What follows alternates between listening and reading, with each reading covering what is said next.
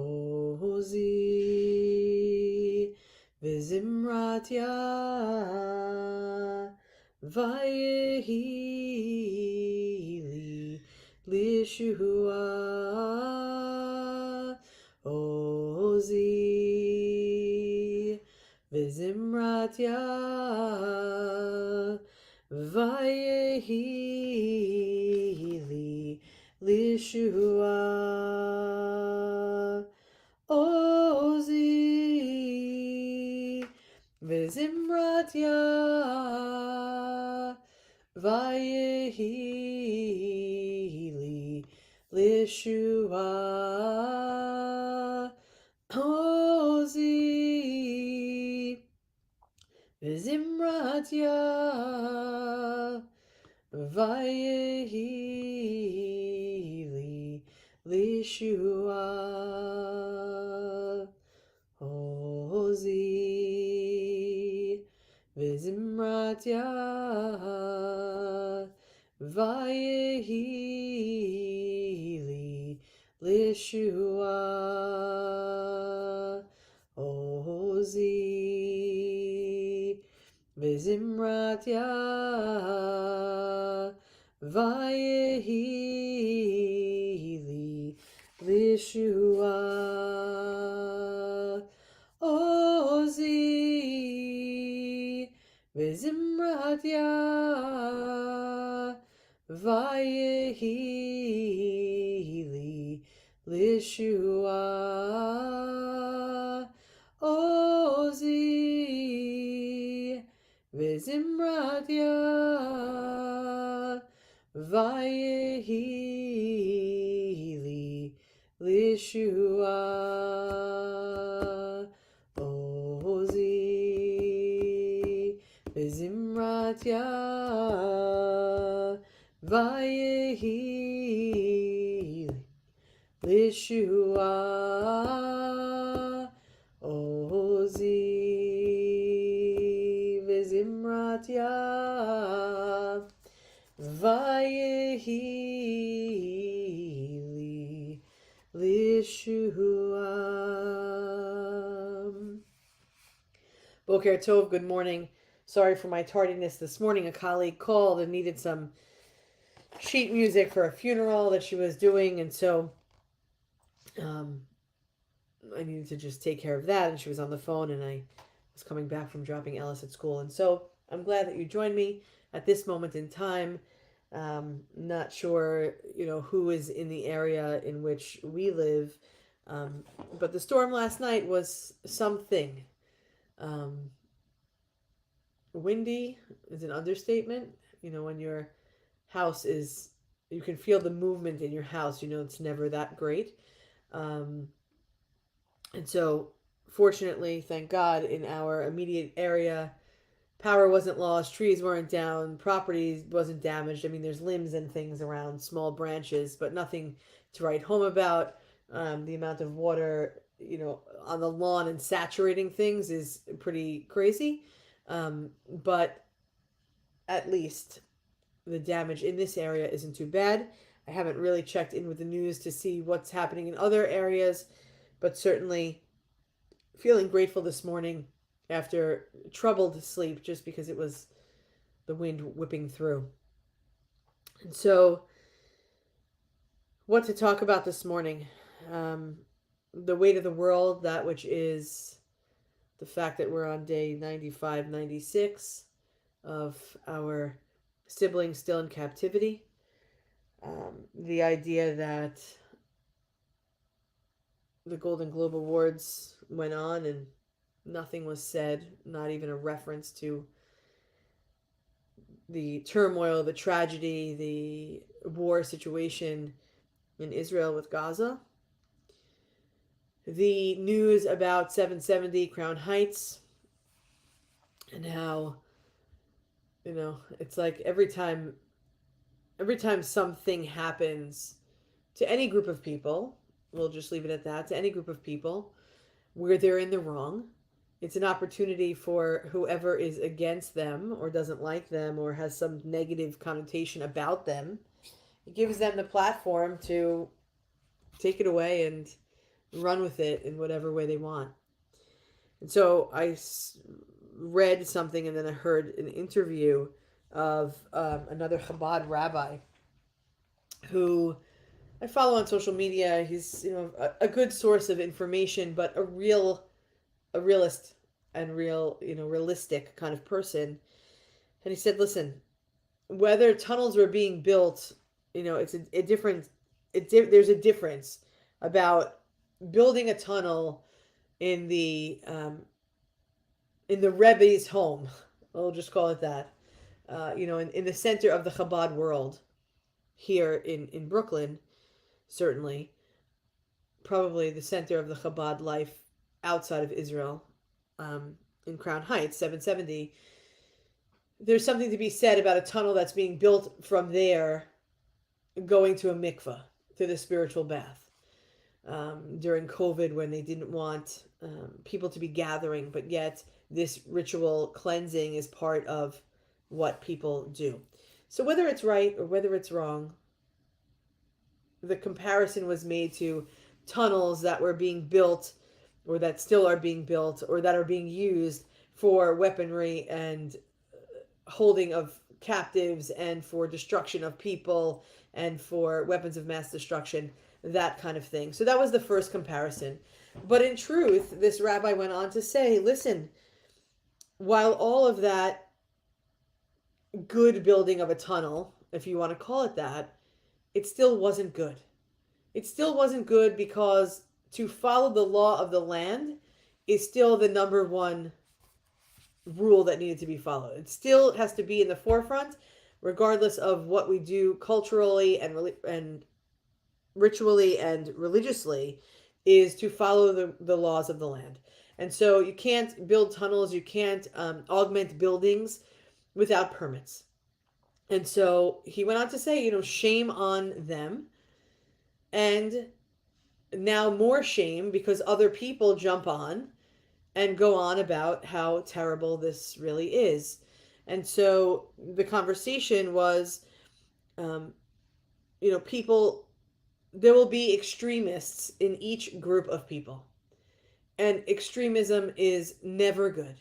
And we know this. It's the same thing, is a Palestinian, an Arab, a Muslim, the same as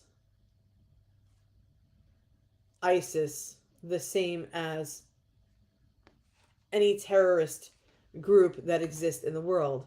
And so often labels, Hamas, it's Hamas ISIS as they're calling it, labels get placed on entire groups of people because of the bad seed, or in this case, the bad seeds. And so I think we spend a lot of time getting lost in the extremist view, that we lose sight of maybe what's really going on in the world. And so I don't think, in the circumstance of celebrities not talking about, or hosts not talking about, well, they're celebrities also, about what's going on in the world and what's going on in Israel and the war, etc., and the captives that are still being held. And even no matter what side of the coin you're on, or if there even needs to be two sides of the coin, the awareness, bringing awareness to places of terror and places of where human lives are being destroyed. Land is being destroyed. Human life is being destroyed. People are being held against their own will. All of these things need to be spoken about. And we know this. We're the extreme section, microcosm of the Chabad 770 house that decided to, go against what the rules are in the world. Yes, shame on them. They did the wrong thing, but it's pulling us away. It's making more people hate us, even though we're not that circle of people. It's adding more heat. It's adding more hate to the world around us that already hates us. And so that is, extremely concerning. And this week, in this week's Torah portion, in this week's Parsha, Va'era, Moses asks Pharaoh to let his people go, to be freed from slavery in Egypt, and tries to convince the Jewish people that they, in fact, will be freed. And I think that after all of these days, 95, 96 days of watching this war unfold, as it started with, murder and kidnapping, and now it's, mass destruction for all sides of people. It's hard to identify with the words, even back in Torah time, that it still goes on to say that Moses tries to convince the Jews that as a people we will be freed. Right now we're still feeling, or at least I'm still feeling, like I'm hopeful, because I am conditioned as a Jew to remain hopeful. But as the days go on, as the death toll rises, as people are trying to make better, but yet people are dying, it's hard. We need convincing that one day this will get better. And so,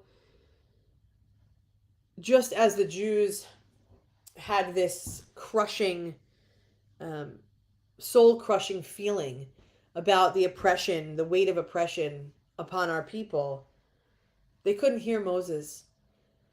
And I would imagine that the relatives of those that are being held hostage captive are also unable to hear, not only because people aren't giving the words and doing the things that we hope, so that an outcome can be that they will be released, God willing, alive, but if not, at least bodies.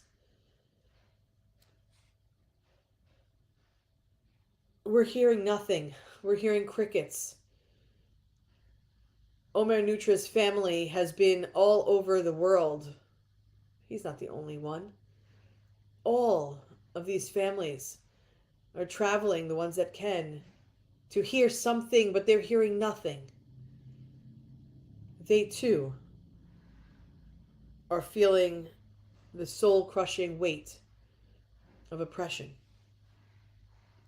Like the mantra that was said after each of the plagues were completed. I know it feels strange to talk about plagues when this week's Parsha is about plagues and we're nowhere near Pesach. But it is Vayechezak. Vayechezak Lev, some people say, Lev Paro. And Pharaoh's heart was hardened. And it feels like the Pharaoh of today is Hamas ISIS. It feels like the Pharaoh of today are the Jew haters. It feels like that heart continues to just be hardened, that no one can crack open that shield of armor, which is the destruction of our people. At the beginning, we learn in this Parsha that God is responsible for hardening Pharaoh's heart in order to show signs, in order to say that there are wonders to be had. Perhaps this hardening of Pharaoh's heart was also for the Jewish people, giving them a wake-up call to say, are you really ready for freedom? That was for then. But for now, We're still stuck with Pharaoh's hardening heart. I truly believe that we are ready for the freeing of our captive and our captives and our children, our siblings. Being a slave in Egypt or Mitzrayim, the narrow places that we get trapped up and caught up in, is to be stuck with patterns, behaviors, addictions, thoughts, troubles. It often takes a major wake-up call to be willing to be freed, ready to move forward from one place to the other. The wake-up call for us as Jews has been the amount of hatred in this world. And the waking up is to realize how much Judaism, tradition, ritual, culture means to us as individuals and as a whole collective. That's the hope we hold on to. No matter how hardened Pharaoh's heart, Hamas, ISIS, the haters, the anti-Semites might be, we come together to show up for one another, to lift one another up, to share in whatever freedom looks like, and pray for it each and every day, that we can be one people, one heart of abundant love. For we love you, and we know our work in the world. Our work is to show up for each other, for Judaism, and for the greater humanity in which we hold both together. Have a great day, everybody. We love you. Oziva Zimrat Yahweh Yeshua. That we will find our strength in song. We'll find our strength in God. Am Yisrael Chai. Have a great day, everybody. We'll see you back here tomorrow at 9:30. Ozi Vizimrat Yah Vayehi Lishua. Ozi Vizimrat Yah Vayehi Lishua. Ozi Vizimrat Yah Vayehi Lishua.